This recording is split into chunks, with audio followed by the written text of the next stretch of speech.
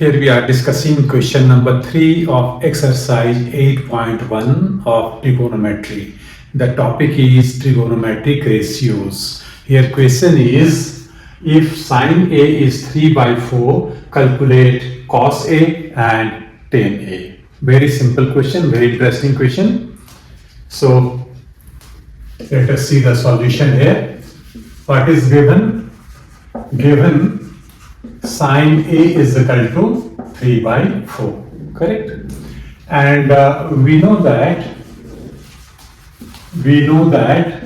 sine A is equal to perpendicular by hypotenuse. So by comparing these two results, these two ratios, we can get, therefore 3 by 4 is equal to P by H. So we can write P by H is equal to 3K by 4K.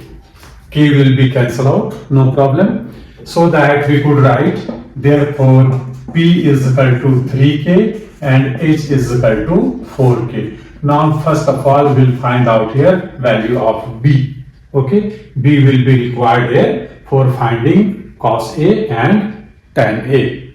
So by Pythagoras theorem we can write B is equal to square root of H square minus P square. Here H square means 4K whole square and P square means 3K whole square. This is equal to square root of 16K square minus 9K square, correct? And this is equal to 7K square. So therefore value of B is equal to square root of 7 into K. So square root of 7 into K. Now let us find out cos A. So we know cos A is equal to B by H, and B is root 7K and H is 4K. We can cancel out K here. So therefore cos of A is equal to root 7 by 4. This is first answer for cos A. Now let us find out tan A. Okay, so we know tan A is perpendicular by base, and perpendicular is 3K and base is root 7K.